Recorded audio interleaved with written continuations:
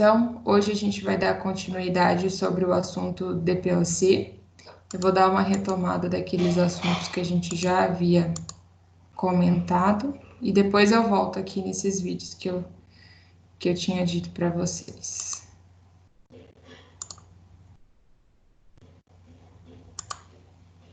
Aqui.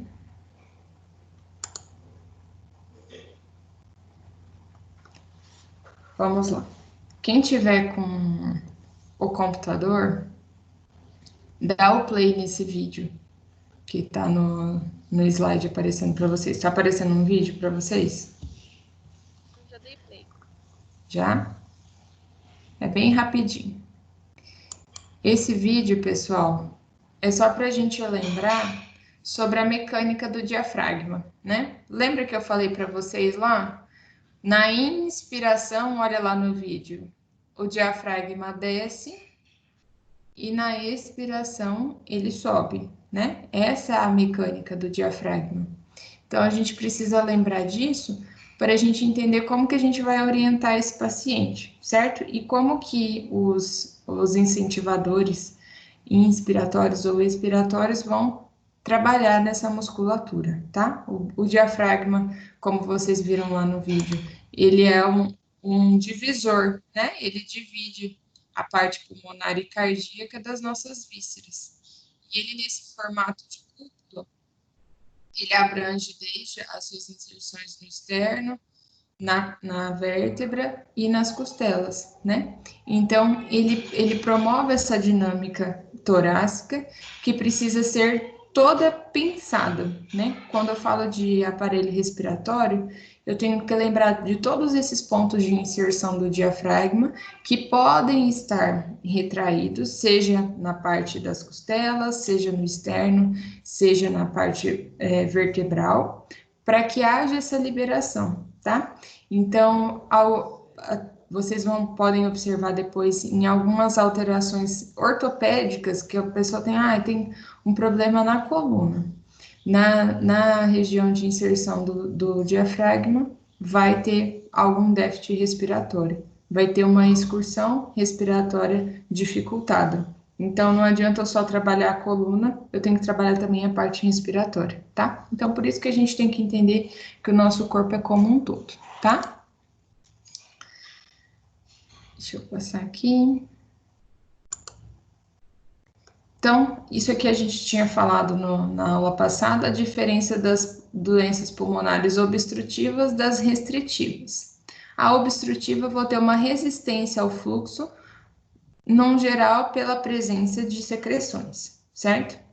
E nas doenças restritivas, eu vou ter uma redução da expansão pulmonar, geralmente por uma alteração do parênquima pulmonar, do tecido pulmonar, que pode ter algum tecido, alguma lesão com cicatrizes que vão dificultar essa expansão torácica. Então, o DPOC é um grupo de doenças pulmonares caracterizadas por limitação crônica ao fluxo expiratório, irreversível, de forma parcial ou totalmente e lentamente progressiva durante meses ou anos. O que isso quer dizer? Que o indivíduo vai ter uma dificuldade para expirar, para soltar o ar. Essa alteração, ela é irreversível, ele coloca ali de forma parcial ou totalmente, porque a gente ainda consegue alguma melhora, se isso for feito desde o início dos primeiros sintomas, né? Desde quando isso aconteceu. Principalmente a gente cortando o primeiro agente causador dessa doença, que em especial é o cigarro. Então, quando a pessoa para de fumar, a chance de a gente conseguir alguma melhora nessa parte pulmonar, ela se torna maior quando eu tiro o fator causador da doença, né? O principal fator causador dela. E depois eu inicio com a reabilitação e eu vou tentando remodelar esse sistema para que ele se reajuste ao déficit das lesões que já foram provocadas. Lentamente progressiva, durante meses ou anos, isso quer dizer que o indivíduo jovem que fuma hoje, provavelmente ele não vai ter alteração respiratória nenhuma, né?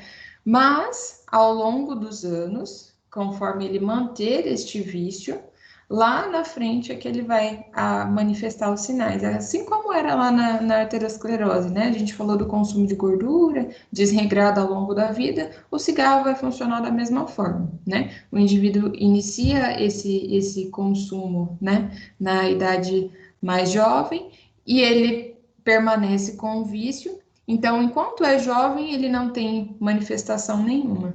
Mas quando ele se torna um indivíduo mais velho, soma-se então os fatores envelhecimento e o fator externo do cigarro, e aí sim manifesta os primeiros sinais clínicos. E aí talvez essa alteração já não seja mais tão passível de ser reversível como era quando ele era jovem, tá? Mas eu acho interessante isso, que uma vez eu estava dando aula para uma aluna e a aluna falou assim: professora, eu fumei 1 ano, foi suficiente para acabar com os meus pulmões. Então, ela tem alteração respiratória até hoje. Ela fumou por 1 ano e aí, quando ficou grávida, parou de fumar, né? Porque estava grávida. Mas até hoje ela sente dificuldade, falta de ar, a mínimo esforço ela começa a sentir dispneia, né? Então, olha só, de indivíduos para indivíduos, né? A gente tem, ela provavelmente já tinha alguma outra predisposição, então somou com o fator externo e piorou o quadro dela, tá? Só um pouquinho aqui.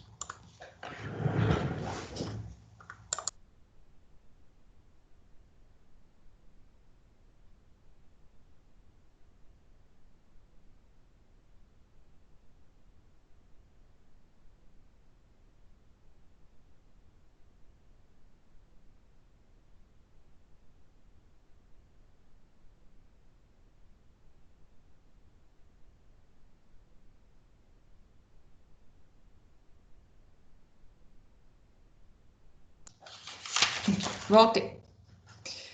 Nesse slide, eu coloquei essa introdução do que é o DPOC. O DPOC, ele é considerado como se fosse a união de duas patologias, né? Quando eu falo de DPOC, quer dizer que o indivíduo tem uma bronquite crônica e uma enfisema pulmonar. Na bronquite, tem esse tecido inflamatório que diminui a luz dos brônquios e ainda somado ao acúmulo de secreção, vai dificultar a passagem do ar. E na enfisema, nessa segunda imagem, existe a ruptura das membranas do alvéolo. Então, elas vão quebrar essas paredes que vão estagnar o ar dentro desses alvéolos. Então, cada alvéolo é uma unidade funcional do nosso pulmão. E dentro deles acontecem as trocas gasosas.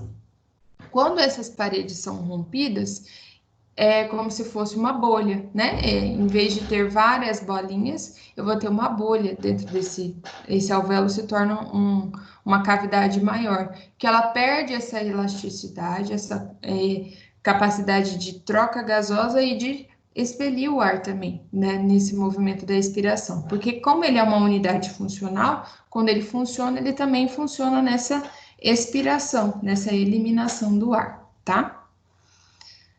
Então, quando eu falar de DPOC, é bronquite e enfisema, porque dificilmente o paciente só tem enfisema pulmonar ou só tem bronquite crônica, principalmente quando vem com esse histórico do cigarro, tá? Mas, dividindo cada patologia, então a bronquite crônica é o excesso de secreção mucosa na árvore brônquica, como nós vimos ali na imagem, com tosse crônica ou de repetição associada à expectoração por pelo menos 3 meses ao ano e em 2 anos consecutivos. Então, 3 meses do ano ele passa com uma tosse seca e produtiva, por 2 anos consecutivos, por mais de 2 anos, na mesma época, por exemplo, ou pelo mesmo período de tempo, ele apresentou esse quadro de tosse com secreção, tá? Muito associado ao cigarro. Inicialmente, o cigarro já provoca aquele pigarro matinal, a pessoa acorda, né, com aquela secreção toda, porque ao longo da noite vai se acumulando esse muco. E uma das características do cigarro é exatamente isso, ela eliminar, olha aqui na imagem, a gente tem esse epitélio ciliado, né? Lembra que dentro dos nossos brônquios a gente tem esses cílios, né? Que são como se fossem os cílios dos olhos, né? Dentro dos brônquios, que quando eles se movem, eles carregam, né? A secreção para fora. O que acontece? O cigarro, ele também diminui a quantidade desses cílios. E quanto menos cílios o indivíduo tiver dentro dos brônquios, menor a facilitação para carregar esse muco embora, para jogar esse muco fora, certo? Então, quando o indivíduo dorme, esse muco começa a ser acumulado, porque conforme o indivíduo vai falando, ingere líquido, come, essas secreções acabam sendo ingeridas, né? A gente vai engolindo ela. Agora, quando o indivíduo dorme, ela é produzida e ela fica parada. E aí, quando ela aumenta de volume, é aí que o indivíduo tem aquele estímulo de tosse, né? Que ele vai ter o pigarro. Então, falando de fisiopatologia, dentro dos brônquios vai acontecer alterações inflamatórias com filtração celular e hiperemia uniformemente localizadas em brônquios e bronquíolos, certo? Então, todo o brônquio e o bronquíolo vão estar inflamados, com infiltração, certo? Então, vai gerar um processo inflamatório dentro desse brônquio. Pensou em processo inflamatório, a gente já imagina que aumenta de tamanho. Aumentou de tamanho, diminui a passagem de ar, né? O espaço onde o ar poderia passar. Além disso, a deficiência do transporte mucociliar, que eu acabei de explicar sobre os cílios, aumentando a produção e a concentração dessa secreção. Então, ela vai ser produzida porque tem um processo inflamatório, o muco vai ser produzido, e ela vai ser concentrada porque eu não tenho cílios ativos para carregar isso. Tudo bem? Por isso que nesse paciente a gente já começa a imaginar que essa secreção vai tender a se tornar mais espessa, ela vai ficar mais parada, então eu vou primeiro ter que umidificar essa secreção e depois fazer manobras para auxiliar ela a ser expelida, porque fisiologicamente o tecido dos brônquios ainda não perdeu a sua capacidade fisiológica de expelir essa secreção. Então, eu vou ter que fazer manobras externas para auxiliar esse carregamento das secreções. O diagnóstico, como nós tínhamos dito, é feito pelo exame da espirometria, nessa imagem aqui, onde são coletados pelo aparelho todos os volumes pulmonares, e identificando aí qual é o déficit. E em um exame de raio-x é possível observar, quando falo de bronquite, esses trilhos de trem, né? Que são esses fiozinhos brancos, indicando que os brônquios e bronquíolos estão cheios de secreção, tá? Essa imagem mais esbranquiçada dos bronquíolos mais denso indica que tem secreção dentro deles. O quadro clínico, tosse produtiva, com expectoração, desde muco a muco purulento, então a secreção mais clarinha até aquela secreção mais espessa e mais escura. Dispneia, falta de ar, diminuição da tolerância ao exercício, cianose labial, redução do fluxo expiratório e redução da complacência. Isso nós já tínhamos dito na aula passada, nós paramos ali. Então, hoje vamos falar um pouco mais sobre a enfisema pulmonar, que também entra nesse quadro de DPLC, né? Então, a enfisema pulmonar é essa dilatação e destruição de bronquíolos respiratórios e alvéolos, tudo bem?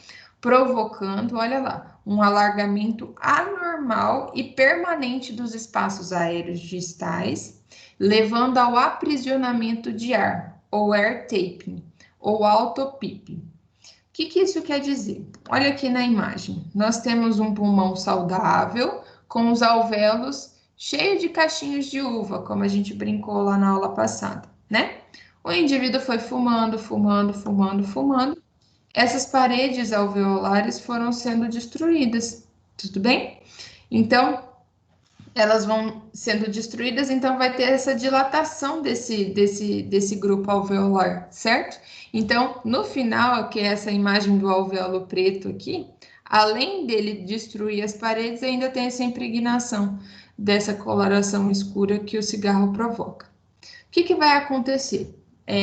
A grosso modo, o ar vai entrar e ele vai ter dificuldade para sair. Por quê? Eu perdi as unidades funcionais, que eram os alvéolos, onde dentro de cada um havia troca gasosa, e eles, por essa diferença de pressão, eliminavam esse ar na expiração.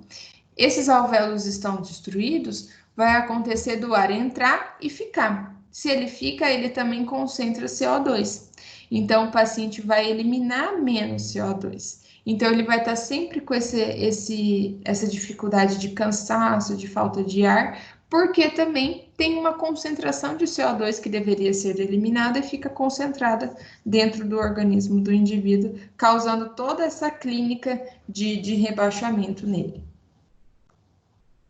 que é o chamado de air tapping ou autopip. É porque entra o ar e fica, em vez dele ser eliminado.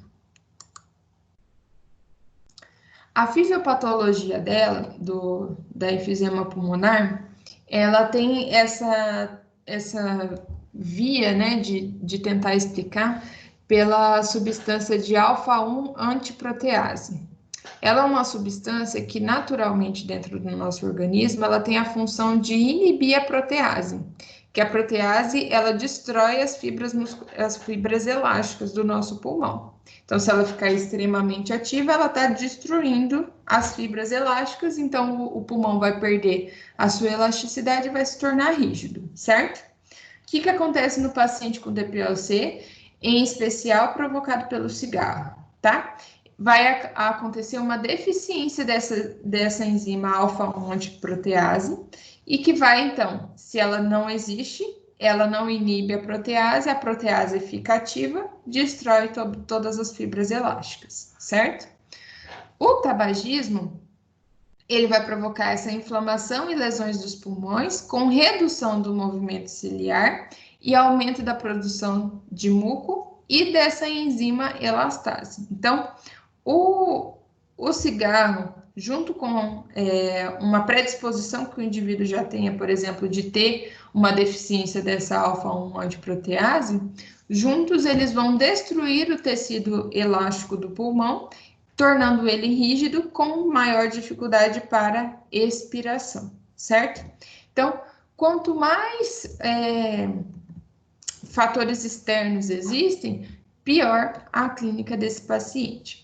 E quando nós falamos de DPOC, é importante lembrar que não só o indivíduo que fuma tem esse déficit, mas os indivíduos que convivem com esse paciente inalando essa fumaça do cigarro também podem desenvolver o DPOC, assim como excesso de exposição à fumaça de carvão e de lenha, que vai piorar também vai dar esse efeito de destruição do tecido elástico do pulmão por uma resposta inflamatória à inalação desses gases tóxicos.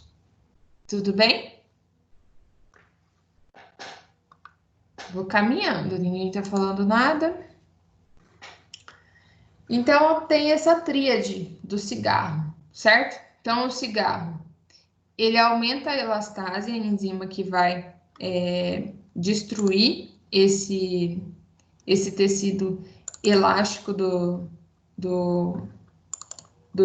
aparelho pulmonar. Depois, inativação dos inibidores da elastase. Então, ele aumenta a enzima e inibe e inativa aqueles que inibiriam essa enzima, certo? Então, além de aumentar a substância, ainda corta, inativa aqueles que iriam contê-la, tudo bem? E o bloqueio também da neoformação de elastina. Então, olha que coisa, ele amarra mesmo a elasticidade pulmonar. Por quê? Ele provoca o aumento da enzima que destrói a elastina, inativa aqueles que poderiam inibir, aqueles que poderiam salvar a elastina, e ainda bloqueia a neoformação, não deixa que outro tecido se forme, porque cria-se um processo inflamatório crônico, né? Porque o indivíduo não fuma hoje, vai fumar daqui 2 dias, né? Não dá esse intervalo. Diariamente, de hora em hora, né? Então, essa destruição acontece a todo momento. Então, é um processo inflamatório que não cessa. Na fisiopatologia, então, vai existir também essa destruição e dilatação dos bronquíolos respiratórios. Além disso, o cigarro, ele espessa os vasos sanguíneos. Lembra lá que na aterosclerose eu citei para vocês sobre o efeito do cigarro sobre a parte vascular, que além da gordura somada à idade, ao tabagismo, poderia haver esse espessamento do vaso sanguíneo e rigidez dele, certo? Então, os repetidos ciclos de lesão e recuperação dos bronquíolos resultam na remodelação estrutural da via aérea, com o estreitamento do lumen, causando obstrução fixa. Então, por exemplo, se um indivíduo jovem que não fuma, ou jovem não, qualquer indivíduo que não fuma, tem um processo infeccioso, viral, né? Ou alguma bactéria atinge o aparelho respiratório, o brônquio ele vai se inflamar, vai se dilatar, vai gerar o muco, o indivíduo vai tomar a medicação, isso vai se desinflamar, a luz do brônquio volta ao normal, a secreção é eliminada e tudo bem, o paciente volta ao normal. O que acontece no paciente com DPOC? Como ele dá esse estímulo repetitivo, é como se tivesse lesões, infecções respiratórias diariamente. Então, diariamente, esse processo de lesão e recuperação está acontecendo nos bronquíolos. E aí, esse bronquíolo ele vai se cicatrizando e se cicatrizando de forma rígida, até o ponto dele se fixar nessa... Ele dilata e fixa em dilatação, ele não aumenta mais a luz do lumen, causando essa obstrução fixa do bronquíolo, dificultando a passagem, a entrada e saída de ar por meio deles. Tudo bem? Então, é um processo longo, contínuo, mas que pior de tudo, né, acontece diariamente, dependendo do indivíduo, de hora em hora, de meia em meia hora, né? Então, é uma verdadeira agressão ao próprio corpo. No quadro clínico, esse paciente vai ter uma clínica parecida até com da bronquite crônica, né?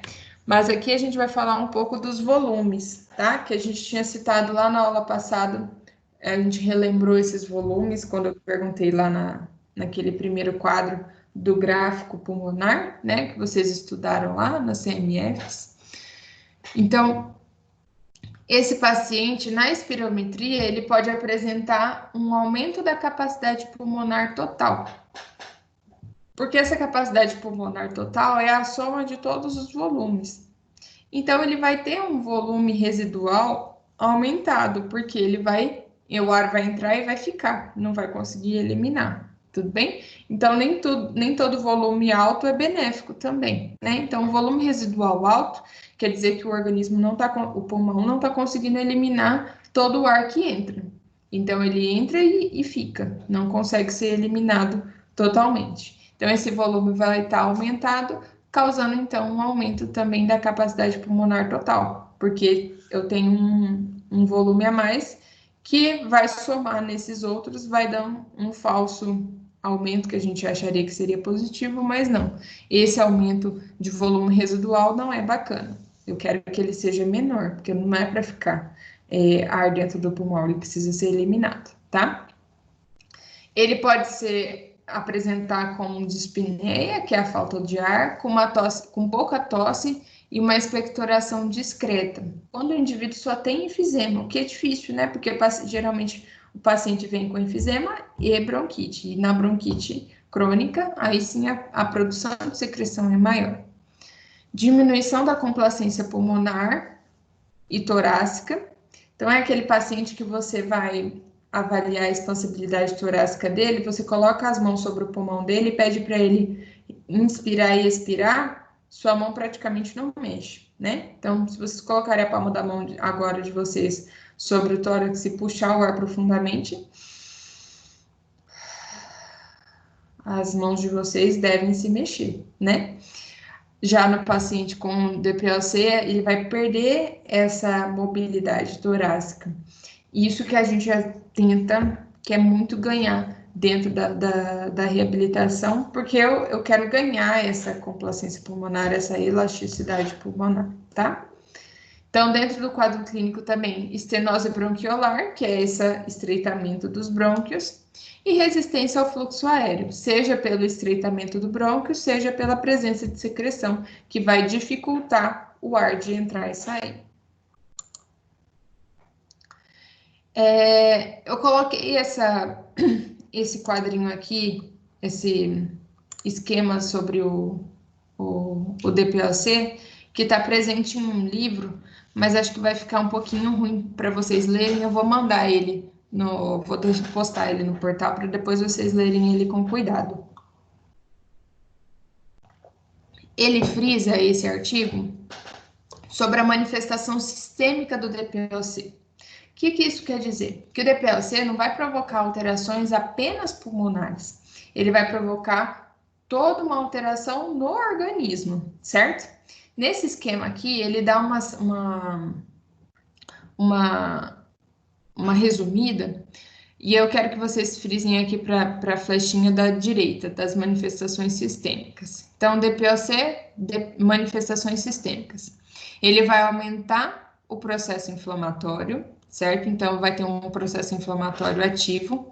Esse processo inflamatório ativo vai aumentar o estresse oxidativo, vai aumentar citocinas, que são substâncias inflamatórias, que vão produzir as interleucinas 6, 8, beta, que é esse IL6, IL8 e IL-beta, e o fator de necrose tumoral, que são as substâncias inflamatórias que são produzidas pelo organismo diante de um agente que causa esse processo inflamatório, aqui no caso falando de cigarro.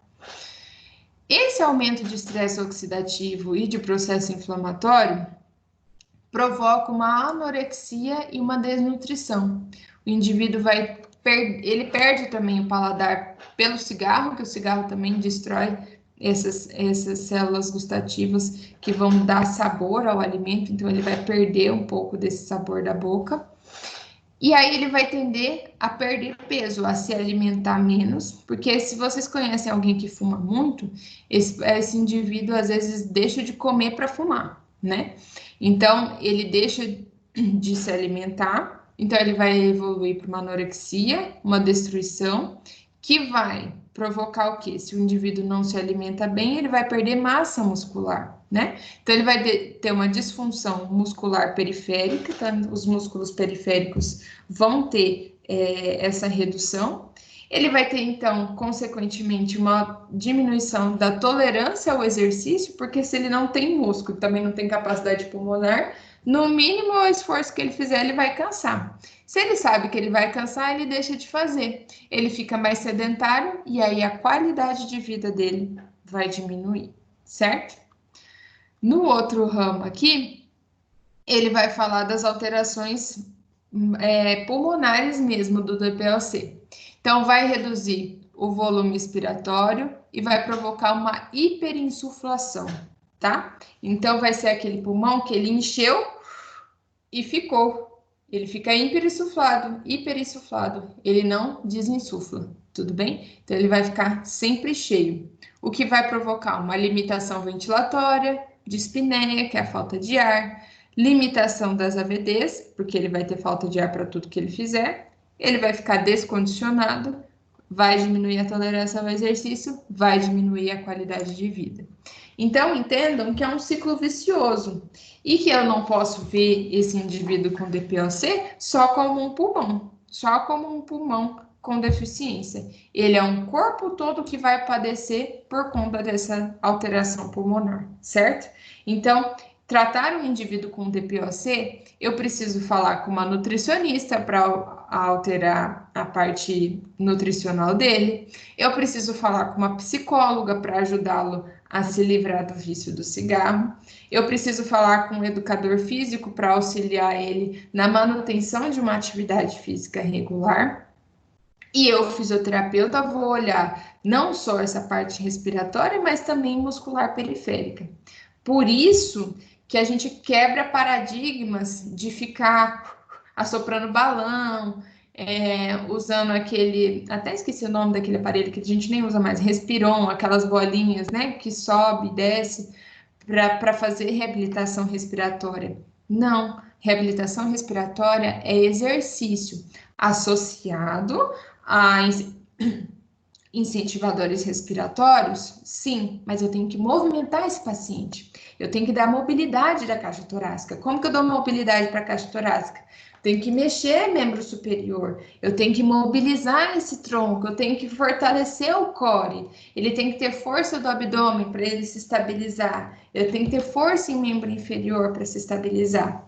Mas, claro que isso tudo, ele tem que estar suplementado. Em alguns casos, o paciente chega a ter que tomar whey protein, né? Vamos fazer propaganda. Reposição de proteína na ingesta para aumentar essa massa muscular, porque ele fica extremamente desnutrido. E os estudos falam que quanto mais desnutrido esse indivíduo for, quanto mais magro ele for, mais chances dele evoluir para comorbidades, porque a evolução dele vai ser mais rápida, porque eles tentam justificar essa desnutrição também, porque o corpo, principalmente a parte pulmonar, faz muito esforço para respirar. Então, a cada respiração, ele gasta muita energia para respirar, porque ele já está tendo dificuldade para expirar. Aí ele começa a usar a musculatura acessória. Então, o gasto energético dele para respirar aumenta, diferente daquele que não teria uma restrição pulmonar, certo? Então, o pouco de energia que ele tem, ele ainda gasta a todo momento para respirar, certo? Há uma outra linha que tenta justificar essa desnutrição no paciente com DPOC, certo? Então, tratar o indivíduo com DPOC é tratar ele como um todo, porque eu sei que essa cascata de eventos não vai ser apenas pulmonar, vai ser também sistêmica.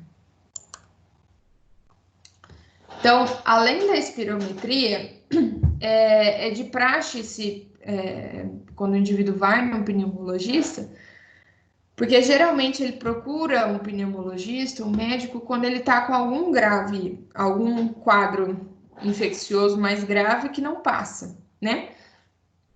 Aí o médico vai solicitar um raio-x para ver se tem, por exemplo, pneumonia, e aí ele vai se deparar com um raio-x assim.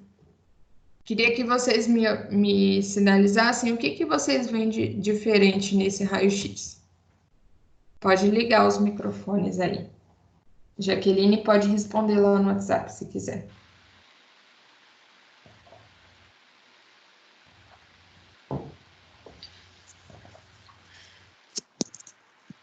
Aqui do meu lado direito, prof, o pulmão dele tá bem, parece que mais inchado, né?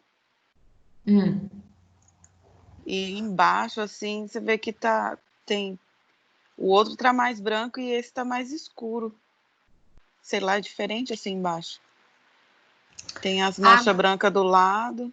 Aí embaixo é a parte dos órgãos mesmo, que estão abaixo do diafragma.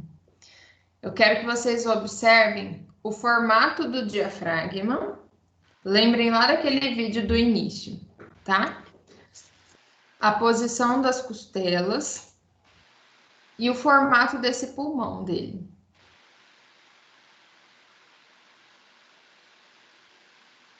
O que ele tem de diferente?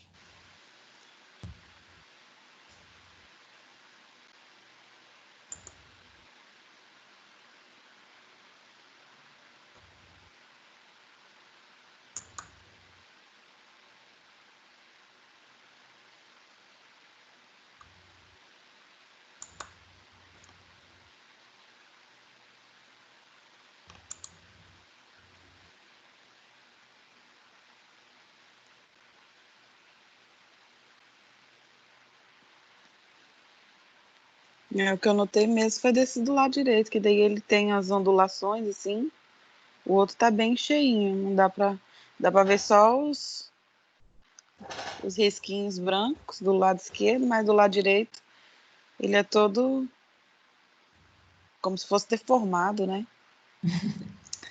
Isso, vamos lá. Vamos entender que eu poderia ter colocado um pulmão normal aqui do lado para ficar mais fácil para a gente comparar, né? Ficar a ideia para a próxima, desculpa. Mas nesse pulmão, do enfisemadoso, do paciente com DPOC, primeiro que a gente vai observar os bronquíolos bem marcados, né? Bem branquinhos, com os trilhos de trem, indicando que tem secreção. Depois, a gente observa o diafragma. Lembra que o diafragma ele tem que ter esse formato de cúpula, né? Que ele fica aqui dividindo o nosso pulmão das nossas vísceras, então ele tem esse formato em arco, em cúpula, né?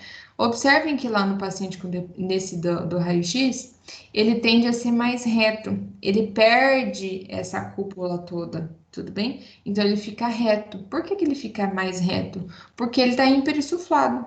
O ar entrou, é como se ele tivesse sempre numa inspiração, tudo bem? É como se o pulmão estivesse sempre inspirando, porque o diafragma desce e não volta, porque ele tá cheio de ar. Então ele mantém o diafragma reto, ok? Nessa retificação que a gente fala do diafragma. Além disso, quando nós observamos o alinhamento das costelas, elas se tornam mais horizontais. Elas deveriam também estar numa inclinação mais para baixo, mantendo esse arco costal nessa inclinação que vai permitir os movimentos de asa de balde e de bomba de água, né? Que a gente fala que são os movimentos da caixa torácica, para lateral e antero-posterior, tudo bem? Quando eu mantenho essa horizontalização das costelas, quer dizer que esse pulmão também está hiperissuflado. Ele entrou em hiperissuflação, ele alinhou essas costelas e se fixa nessa postura. Por isso a dificuldade de expansão de elasticidade pulmonar diante das patologias, tá? Outra característica também do raio-x do paciente com DPOC é esse prolongamento da caixa torácica, né? Ele se torna um tórax mais comprido, mais longo, mais longilíneo, tudo bem? Porque ele hiperinsufla, então ele vai ficar estreito, vai ficar parecendo um retângulo, né? Se a gente olhar na imagem assim, é uma caixa torácica que parece um retângulo, que a gente já imagina um tórax mais longilíneo, mais reto, porque ele hiperinsufla e ele vai se tornar mais prolongado, tá? Então, olha como também é importante a gente entender que o DPLC, a alteração do parênquima pulmonar, que é o músculo, as unidades funcionais respiratórias que são do nosso pulmão, vão provocar alterações ortopédicas também, porque vai mexer em costela, vai mexer em coluna, o externo, clavícula vai deixar de movimentar. Se clavícula não movimenta, o membro superior vai ter déficit. Então, também é uma cascata de consequências. Não dá para eu olhar esse paciente só como pulmão, tá? Eu tenho que olhar ele como um todo. Então, terminamos essa parte de fisiopatologia, de quadro clínico, de diagnóstico, e aí a gente vai para a parte de avaliação fisioterapêutica. Eu tinha colocado lá no portal para vocês alguns pontos para vocês pesquisarem, né? Não sei quem que viu, como que foi. Mas eu queria que vocês me dissessem qual que é a experiência de vocês com essa parte de avaliação pulmonar, que eu sei que vocês já tiveram lá em DFF.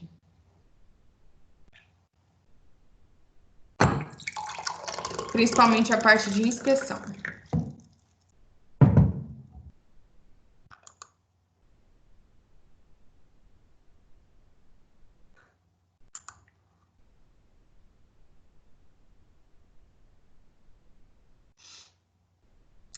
Na anamnese, a gente vai coletar do paciente se ele se expôs a fatores de risco. O que seriam fatores de risco para um DPOC, pessoal?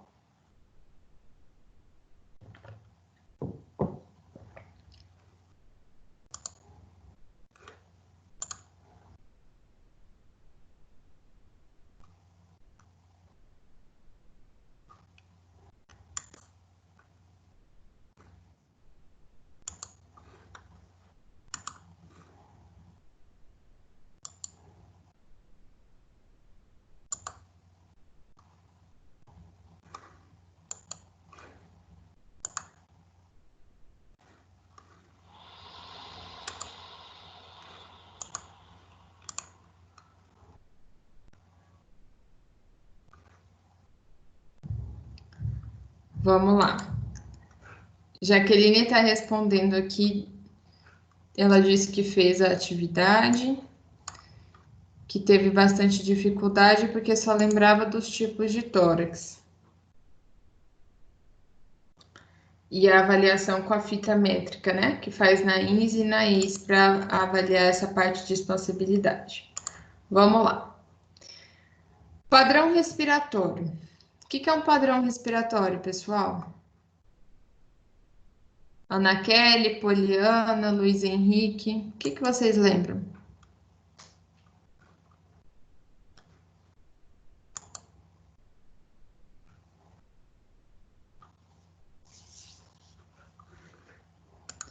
O que é um padrão respiratório, pessoal?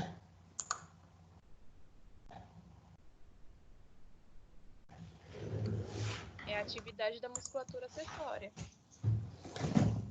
Da musculatura acessória? Mas ele usa a musculatura acessória quando ele tem uma dificuldade respiratória, né? Porque a gente naturalmente não faz o uso dessa musculatura numa respiração normal, né? Então, um padrão respiratório é observar como esse indivíduo respira. Quando ele respira, ele movimenta mais a parte de cima do tórax, mais a base. Como que é esse padrão respiratório dele? Ele faz uma respiração prolongada, uma ins mais curta e uma ex mais prolongada, ou ao contrário, tá? Então, eu vou observar se esse padrão dele é mais apical, quando ele só movimenta as costelas superiores, ou ele é diafragmático, quando ele respira, na inspiração ele estufa a barriga, né? Então, ele expande desde a porção apical até a porção diafragmática mesmo, movimentando o abdômen, tá? Tipo de tórax, foi um dos questionamentos que eu coloquei lá. Quais os tipos de tórax que a gente tem?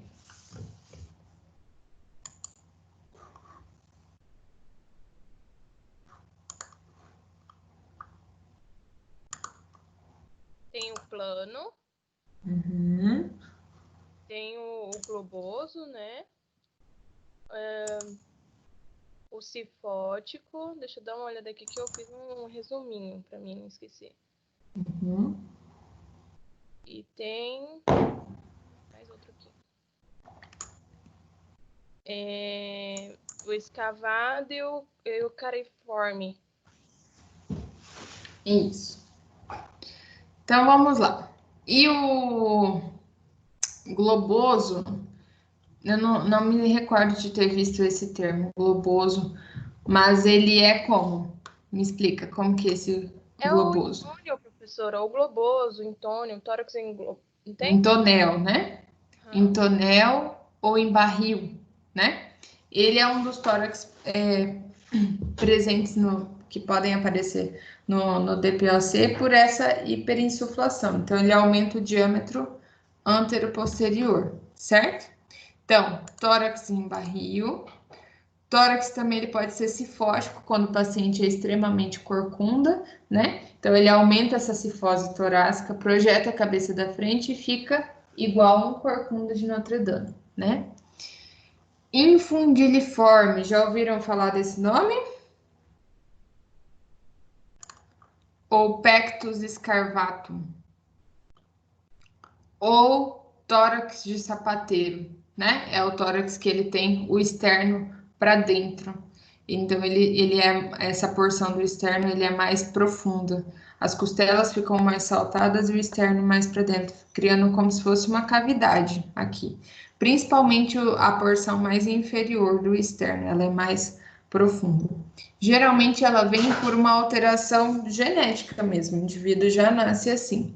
Em alguns casos, até mesmo na fisioterapia, conforme a gente vai fazendo os exercícios, para ganhar extensibilidade torácica, a gente consegue corrigir essa deformidade. Em outros casos, se chega a trazer uma limitação respiratória, é feita uma cirurgia, ou se não, o paciente vive assim, tranquilo e bem, certo? Depois, o tórax cariniforme. O que vocês leram sobre ele?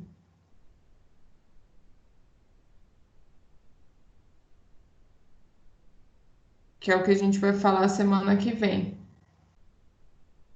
É o tórax com peito de pombo, que ele eleva a caixa torácica superior e é mais presente nos pacientes com asma.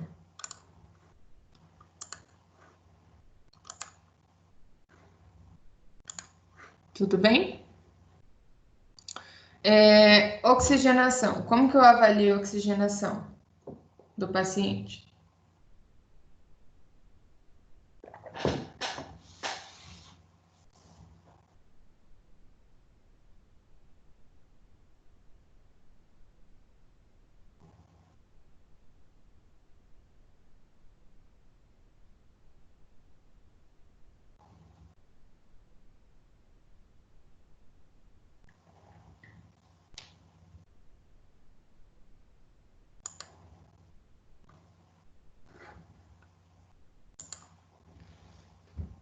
Como que eu avalio a oxigenação, pessoal?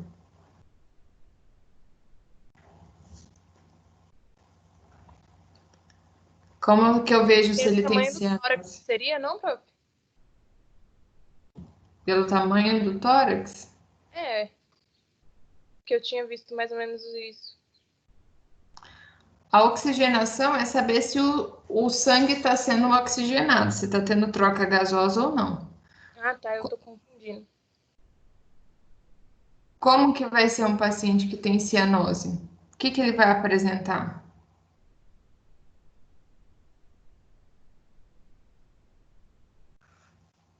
Credo, só eu que fiz, gente, ajuda aí. Vamos, Poliana, Luiz Henrique. Jaqueline está respondendo lá no WhatsApp. A Jaqueline respondeu pele azulada, né? Arroxeada. É arroxeada, né? Isso. Aí, Jaqueline voltou com o áudio. Então, é a pele mais arroxeada, ela fica mais fria, né? A presença de cianose, ela tem uma extremidade fria e arroxeada. Além disso, a gente pode identificar pelo oxímetro, né? O aparelhinho que a gente coloca no dedo e vai medir a saturação do sangue desse paciente, certo? Postura.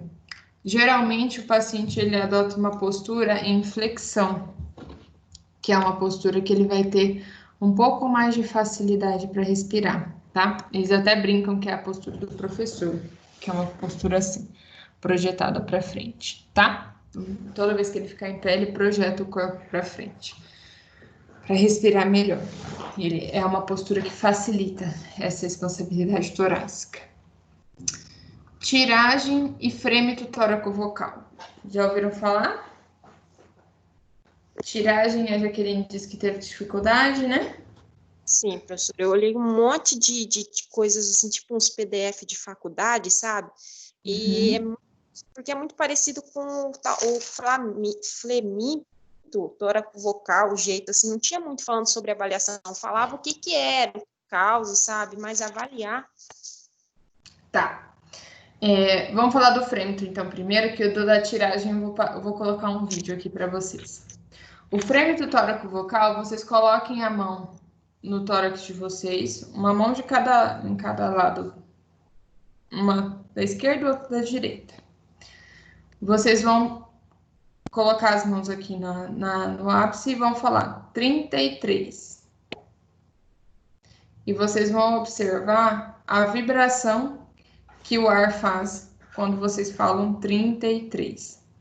Agora coloquem a mão de vocês na base do pulmão e falem de novo, 33. Foi diferente de ápice para base?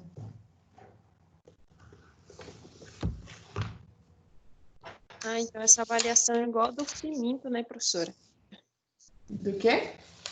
Essa avaliação é a mesma, porque num artigo que eu estava lendo, assim, de PDF, esse negócio de falar o 33, colocando a mão em um lugar específico da base, do ápice, era para fazer teste desse tal de frêmito, ou não? É esse? É, esse o teste frêmito, eu tô falando de frêmito tóraco-vocal.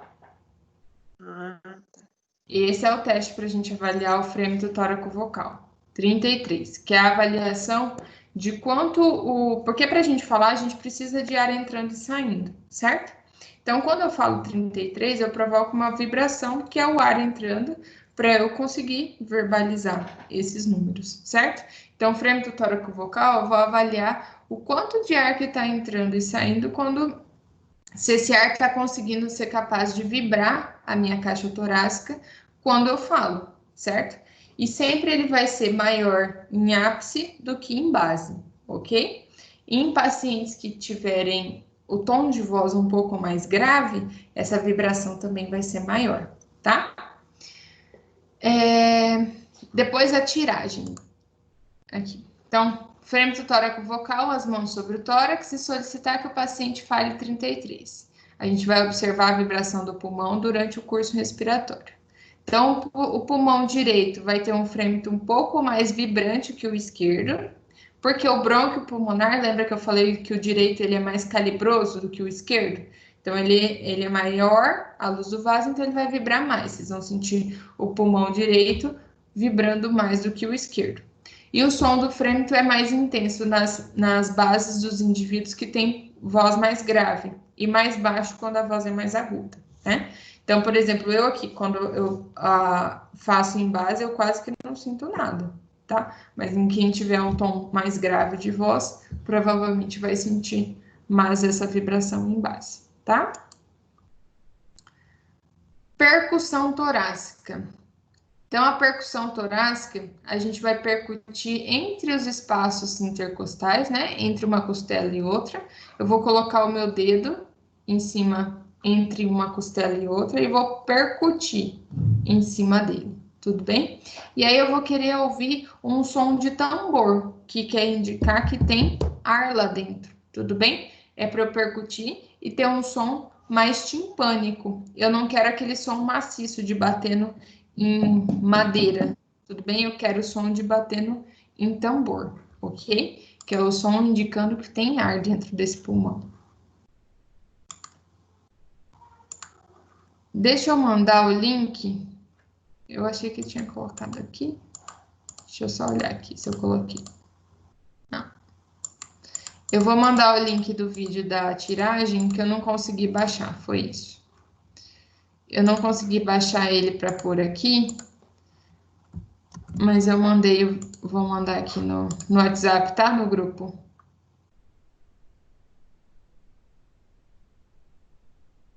Cadê vocês? Aqui.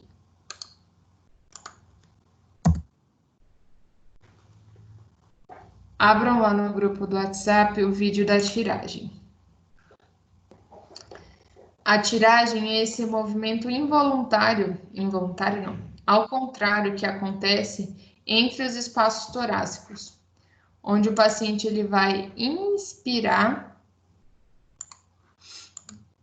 olhem lá. Quando ele inspira, ele aparece os espaços intercostais, olhem para a costela dele lá na lateral. E além disso, ele apresenta cianose de extremidade. Então, quando ele inspira, em vez dos espaços intercostais se desaparecerem, né? Ele vem para dentro. Então, ele faz esse movimento ao contrário, aparecendo os espaços entre as costelas durante a respiração. Isso é um indicativo de esforço respiratório. Um indivíduo que apresenta tiragem, ele está tendo um esforço respiratório maior. Pode ser pela presença de secreção, pela presença de DPOC, por uma crise asmática, na asma também vai ter o sinal de tiragem. Por um estresse emocional, ele está numa crise de ansiedade, né? E ele pode apresentar esse esforço respiratório e também ter alguma tiragem se ele também tiver algum comprometimento respiratório já, tá? Todo mundo viu o vídeo? Conseguiu abrir? Sim.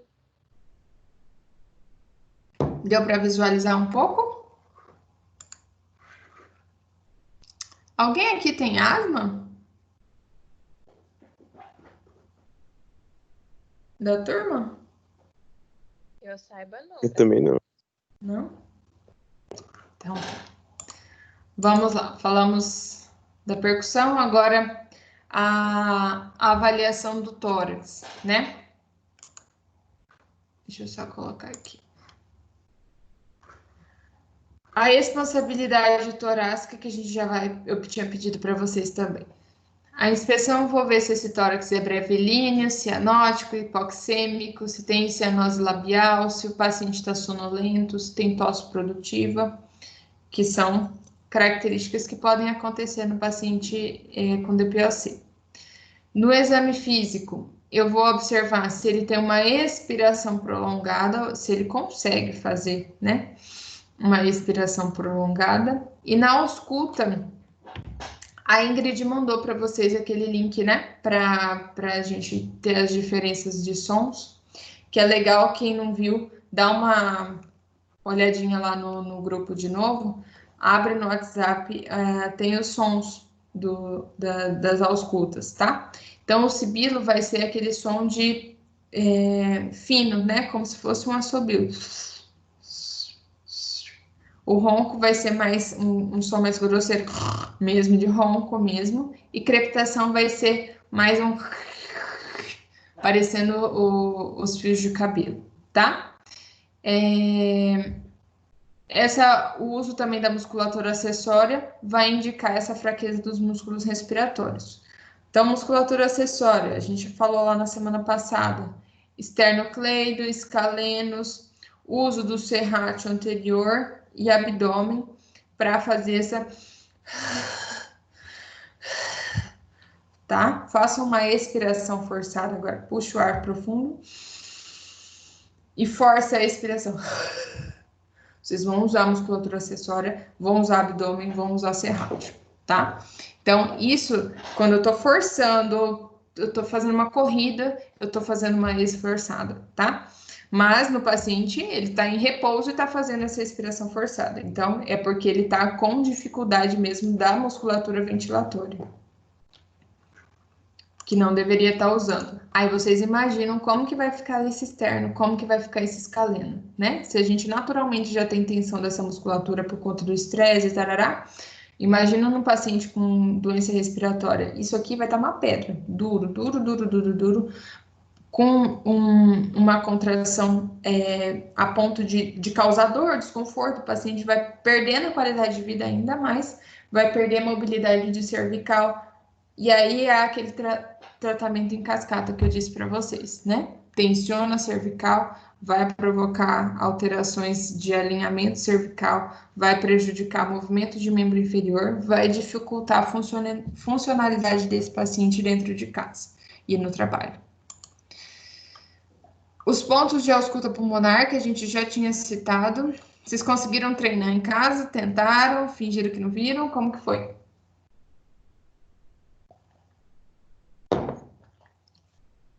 Tentaram fazer a ausculta? Em vocês? Nos familiares?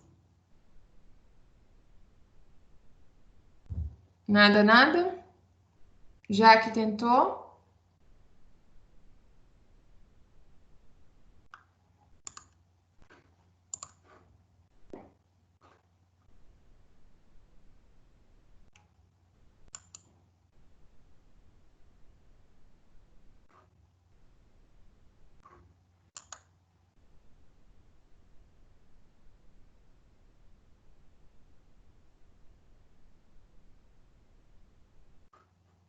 Não? Ninguém fez? Então, lembra que eu falei para vocês que para a gente fazer a ausculta pulmonar, a gente tem que treinar, né? Tem alguns pacientes que é realmente muito difícil a gente fazer a ausculta pulmonar, quando ele tem o volume índice baixo, fica muito difícil a gente auscultar, parece que a gente coloca o esteto e não tá ouvindo nada. Tô te ouvindo agora, Jaque. Desculpa, minha aula tinha travado. A senhora tinha falado sobre isso, feito isso daí, eu fiz, mas, nossa, professora, É muito complicado. Falando a verdade pra senhora, nessa área de respiratória, assim, caramba, eu fico boiando completamente. Até para fazer isso, eu não escutava nada diferente. Uhum. Não, num paciente que não tem nada, a gente não vai escutar nada de diferente mesmo, né? Mas a gente tem que escutar o ar entrando e saindo, né? Geralmente esse som que a gente vai ouvir no nosso esteto, tá? Então, eu sugiro que vocês peguem essa imagem e façam as bolinhas num paciente aí, no marido, no namorado, no irmão, na mãe, no pai, não sei, né? Independente, em alguém que vocês puderem usar de cobaia, façam esses pontos de marcação como estão aqui na imagem e vão tentando fazer a ausculta. Coloca o estetoscópio e pede para o paciente, puxa o ar fundo, solta o ar devagar.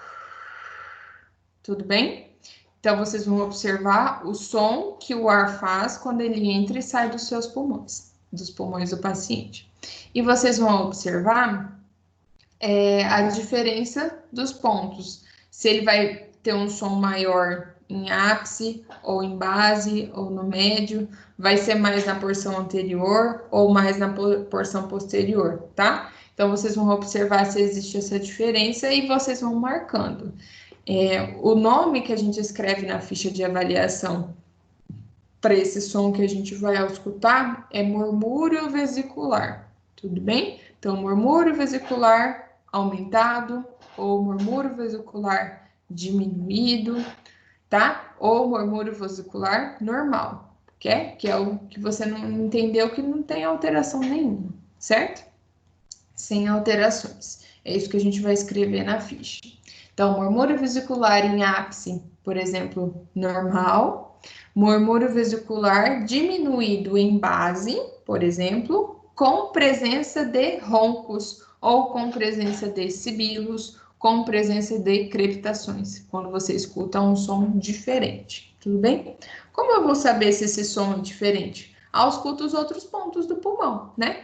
Se aqui tá assim e aqui tá diferente, esse que tá diferente eu vou tentar classificá-lo, tá?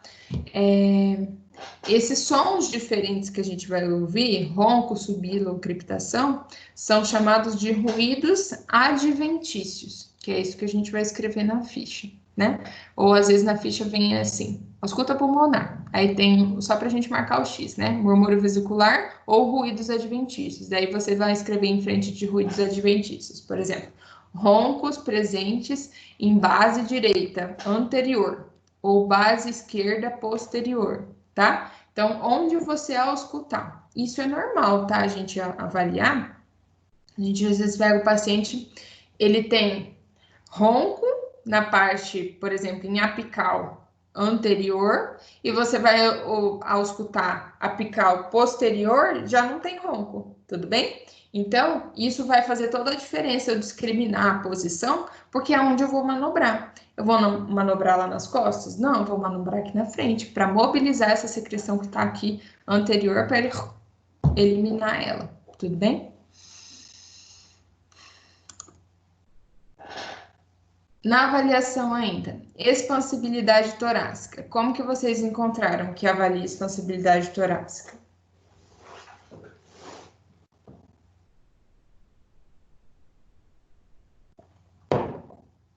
Com aquele exame físico de citometria. Como que ele é feito, Jaque, que você viu? Eu lembro que a gente fez na aula, era 4 pontos ali com a fita que a gente fazia durante a fase de inspiração, expiração e durante o ciclo normal, né? No caso, essas 4 medidas durante essas 3 fases, uma na axila, uma numa parte do externo, aí uma um pouquinho para baixo ali da 12, costela, alguma coisa assim, e na cicatriz umbilical. Aí tem uma medida, né? Que agora eu não lembro, professora, a quantia para homem é tanto e para mulher é tanto, né? Durante a respiração. Quantos centímetros que tinham que variar, né? Isso. Além da citometria, que a gente usa a fita métrica, a gente tem esse exame que a gente faz com a mão mesmo. Observem lá. coloca a mão espalmada, observem aqui na primeira imagem que os polegares estão unidos, né?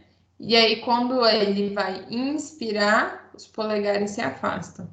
E quando ele expira, ele volta a se aproximar. Então, você coloca a sua mão sobre o tórax do paciente e não tenta modificar o movimento, só sente o quanto que a caixa torácica vai ceder, tá? Mesmo em ápice e em base. E eu vou observar o quanto que esses dedos se afastam ou o simples movimento da sua mão, né? Existe esse movimento da minha mão ou não, tá? E assim a gente vai avaliando se ele tem expansibilidade preservada ou diminuída, tá? Excursão diafragmática é o movimento do diafragma. Então, a gente viu lá no início, no vídeo, na aula passada, que o diafragma ele tem que descer numa contração, da inspiração, e ele sobe na expiração. Tudo bem? Em alguns pacientes, eles podem desenvolver o que a gente chama de respiração paradoxal. Ele vai fazer ao contrário. Em vez de, na inspiração, o diafragma sobe e na expiração, o diafragma desce. Então, vocês vão observar que você olha lá para o abdômen do paciente e fala, mas ele tá inspirando e o ar, a barriga está murchando, e agora quando ele está soltando o ar, na expiração a barriga está subindo, né? Então, ele está fazendo uma respiração paradoxal, ok? Que pode acontecer, a gente precisa observar isso, o que está acontecendo, tá? Geralmente, quando isso acontece, é quando tem alguma alteração também neurológica, tá? Tosse ou presença de secreção, que a gente vai avaliar se ele está tendo tosse ativa, se ele tem presença de secreção. Isso a gente tem que tomar cuidado, principalmente no paciente neurológico, que ele vai perder esse reflexo de tosse, né? E aí ele produz secreção, você a ausculta, mas ele não tem uma tosse ativa, certo? Mas aí a importância do movimento. Quando você coloca o paciente para movimentar, para fazer um exercício de membro superior, ele vai mobilizar ar, e nessa mobilização de ar ele vai estimular a tosse, tá? E aí ele vai eliminar essa secreção. Vou colher os dados vitais, né? Pressão arterial, frequência cardíaca, frequência respiratória, saturação, fazer a ausculta pulmonar, que a gente já tinha dito. E os testes pneumofuncionais, ventilometria, manovacometria, fluxo expiratório e espirometria. O que vocês viram sobre esses testes, pessoal?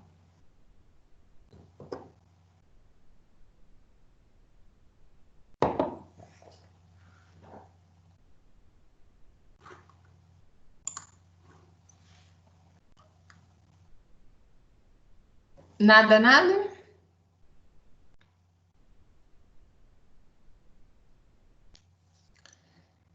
Eu vou colocar como questão do portal, tá?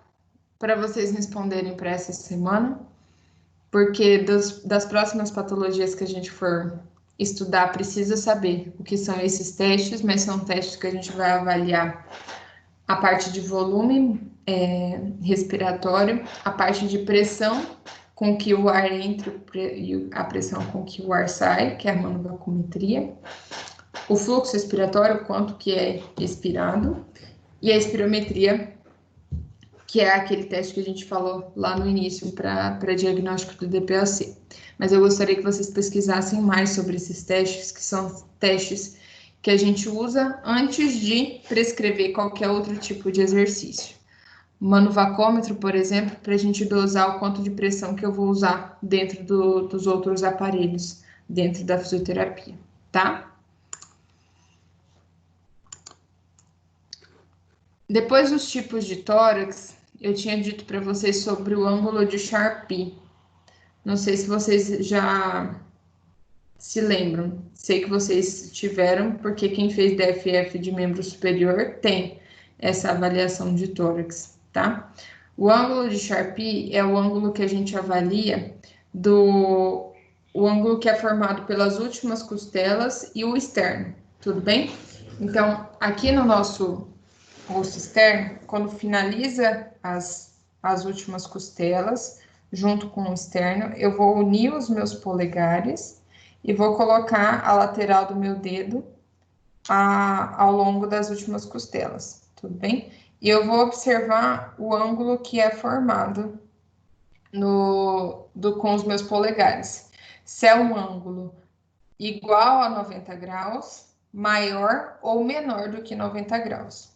Aqui, o meu, tô olhando aqui na imagem, 90 graus, aparentemente, né? Então, é um tórax mediolíneo. Se esse ângulo tivesse sido menor do que 90 graus, como se fosse um triângulo, uma ponta de um triângulo, o meu tórax seria considerado longilíneo, tudo bem? Que é um tórax mais comprido. Se esse ângulo formado pelos meus polegares fosse maior do que 90 graus, como se ele estivesse plano aqui, a 180 graus, seria considerado um tórax brevilíneo, tudo bem? Que é comum no enfisematoso, né, no DPOC, que é aquele tórax que insuflou e ficou reto aqui, e ele fica achatado, tudo bem? Então, essas são as classificações do biotipo do tórax, né? Se é um tórax brevilíneo, ele vai ter um ângulo maior do que 90 graus, um ângulo de Charpy maior do que 90 graus. Mediolíneo, igual a 90 graus. Longilíneo, menor do que 90 graus, o ângulo de Charpy, tá? Tudo bem? E aí, nós vamos para a intervenção fisioterapêutica. Essa parte de reabilitação respiratória, ela vem passando por grandes mudanças, né? Antigamente, se falava muito de tem um problema respiratório, vai encher balão, assoprar aquele aparelhinho, respiron das bolinhas, né? Que mais? Puxar o ar e prender, né? Então, eram algumas terapias utilizadas sem muito raciocínio clínico, que surgiam o seu certo efeito, mas que ao longo dessa história vem sendo estudadas e vem vendo que o custo-benefício delas não vale a pena. Tudo bem? Professora, pelo menos é um estímulo, né? Mas é um estímulo que às vezes não vale a pena eu colocar para esse paciente, né? Então, acima de tudo, eu preciso avaliar e perguntar o que ele precisa. Ele precisa aumentar a sua capacidade inspiratória ou ele precisa melhorar a sua capacidade expiratória, certo? Ele tem secreção? Ponto. Se ele tem secreção, eu preciso eliminar essa secreção, certo? O que vocês já sabem que formas de eliminar a secreção? Como que eu elimino secreção de um pulmão, pessoal? Eu lembro que percussões. Percussões, né? O que é a percussão? Era que colocava o paciente numa determinada posição e realizava um tipo de percussão, assim, na parte posterior, bem, né, tipo, na parte posterior. Tipo isso? Isso, tem que fazer um barulhinho, a mão tem que ficar dessa forma. A tapotagem, né? Isso, tapotagem. Então, tem que colocar numa postura, muito bem, Jaque. Então, que postura que eu vou escolher? Eu tenho que auscultar, né? Eu vou auscultar ele primeiro e vou identificar onde que tá a secreção. Eu auscultei e vi que tá na base. Como que eu vou na base direita? Como que eu vou eliminar essa secreção para eu usar a ação da gravidade ao meu favor? Que a ação da gravidade vem de cima para baixo, certo? Então, eu tenho que fazer com que essa ação da gravidade me ajude a empurrar essa secreção. Então, o que eu vou colocar? Esse ponto do tórax que tem secreção para cima, a ponto de que, se ele fica para cima, por exemplo, se ele está com secreção aqui na base à direita, eu coloco ele em decúbito lateral, com o lado hemicorpo esquerdo para baixo, e o ápice direito, a base direita fica para cima, tudo bem? Eu já vou ter um estímulo da gravidade empurrando essa secreção para baixo, certo? Coloco ele na postura, que a ação da gravidade facilite, e aí eu vou percutir com a tapotagem, por exemplo, ou eu posso vibrar a minha mão na caixa torácica a ponto de mobilizar essa secreção para ela ser eliminada. Tudo bem? É mais fácil eliminar uma secreção dura ou uma secreção mole? O que vocês acham? Eu acho que dura, porque a mole deve estar emplastada, né? Ao contrário, é uma secreção mole, mais espessa, mais líquida, ela é mais fácil de ser eliminada, ela escorrega. A secreção dura, seca, ela tá grudada, tudo bem? Por isso que eu vou pedir para esse paciente tomar muita água antes de vir para a sessão e, se possível, fazer a inalação. Faz a inalação só com soro fisiológico. O fisioterapeuta não prescreve medicamento, pelo amor de Deus, não pede para pôr nada no soro, tá? Só sorinho fisiológico para hidratar essa secreção, a gente fala assim, hidratar a secreção, ingere bastante água e vai para a sessão. Aí eu coloco ele na postura, ausculto, né? Vejo o ponto que ele tá com secreção, coloco ele na postura que a ação da gravidade vai facilitar esse escorregamento e vou manobrar em cima dela, tá? Vou fazer tapotagem, vou fazer vibração, posso fazer algumas manobras de restrição também, que depois a gente vai falar. A professora Tatiane também vai falar bastante disso na disciplina de hospitalar depois com vocês, para eu facilitar esse escorregamento dessa secreção. E aí eu manobrei. Às vezes o próprio estímulo já, a própria manobra estimula a tosse. Você manobrou. Ainda assim não teve estímulo da tosse, a gente pode dar um estímulo na traqueia do paciente, como peguem aqui na porção da traqueia de vocês, entre as clavículas. Dá uma apertadinha um pouco diferente aqui, um pouquinho mais forte. Um movimento mais rápido.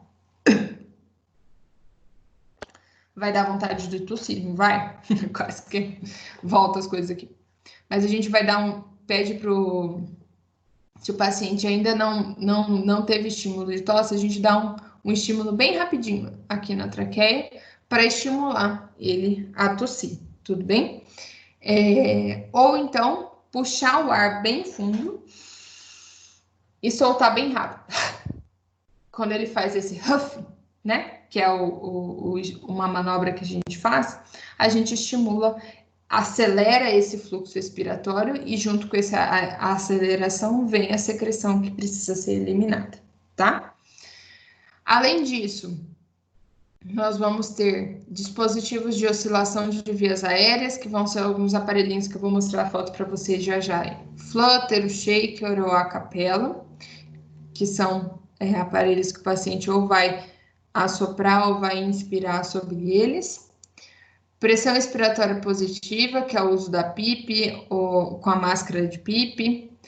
Pressão positiva contínua, que é o CPAP, é o aparelho, né, que usa-se também como terapia não invasiva para a parte respiratória. Treino dos músculos ventilatórios, que é o uso do Trichode, que é um aparelhinho que faz como se fosse ele impõe uma resistência ao fluxo, gerando um fortalecimento desse músculo ventilatório. Respiração e controle com o lábio semicerrado, que é uma respiração que você vai... Tentem aí vocês. Puxa o ar pelo nariz e vai soltar o ar entre os dentes, fazendo um barulhinho.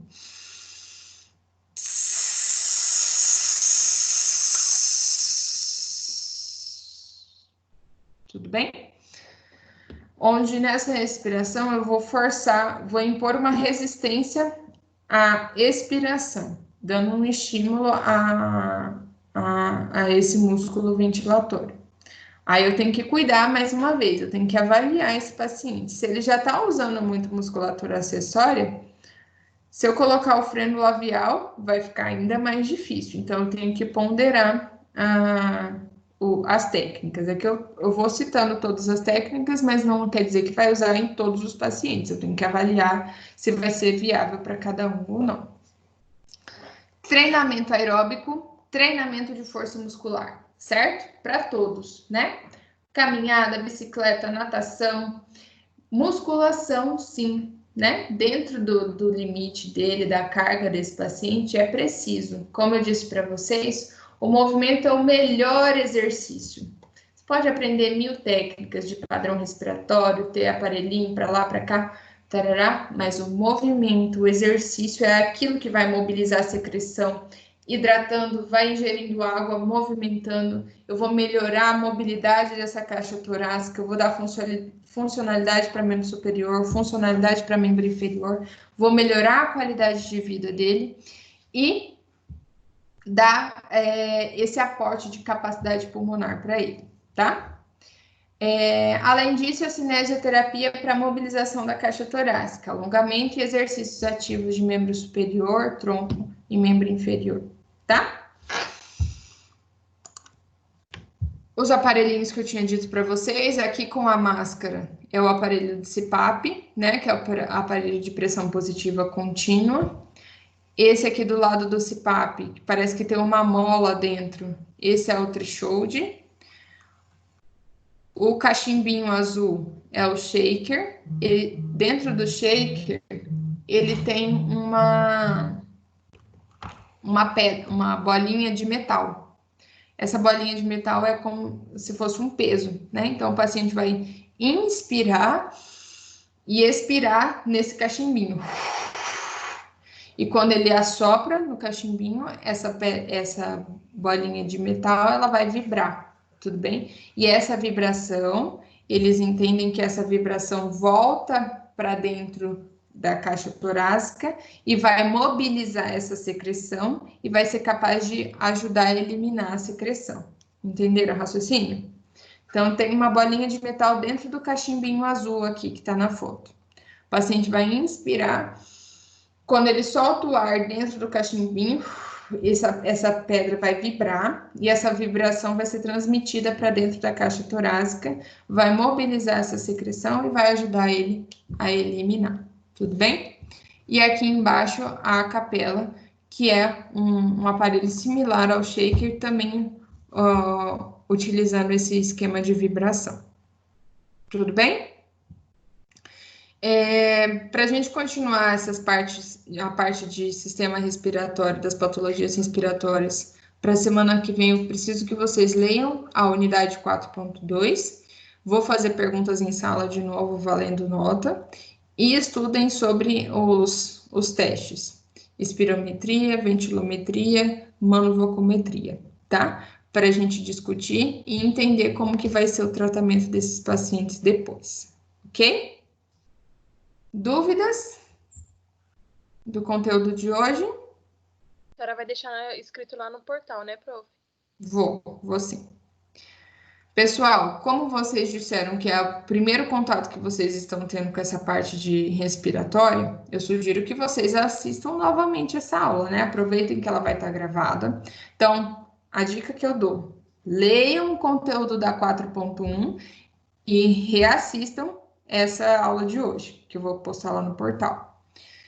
Façam a resolução das questões do portal e assim vai ficar mais fácil para vocês começarem a fixar. Tudo bem? Não adianta vocês acharem que assistiu a aula, já captou o conteúdo, já sei tudo. Tudo bem? Alguns alunos têm mais facilidade, outros não. Eu, por exemplo, nunca fui assim. Eu tinha que assistir a aula, ler, fazer resumo, escrever, assistir de novo, ler de novo, até eu fixar o conteúdo. Tudo bem? Então, a gente tem que vencer o nosso cérebro pela repetição. Quanto mais eu repetir o conteúdo, a leitura disso, melhor, tá? Um outro livro que eu indico para vocês para fazerem a leitura agora, esse livro, vamos ver se está aparecendo aqui, ó. Fisioterapia pneumológica, tá vendo ali? Do Marcos Gava. Ele está disponível também lá na biblioteca de vocês, e ele tem uma leitura bem mais bem para acadêmico mesmo, tá? Eu usava muito esse livro aqui na faculdade, ele tem uma leitura muito fácil e fica essa parte de avaliação das patologias, ele descreve certinho como deve ser feito, as manobras para serem realizadas depois, os padrões respiratórios. Então, ele tem uma linguagem bem legal. Eu vou colocar ele lá descrito no portal depois dessa atividade também, para vocês ou colocar como dica para vocês fazerem a leitura dele, tá? Tudo bem por hoje? Acho que sim. Sim? Vou encerrar aqui a gravação.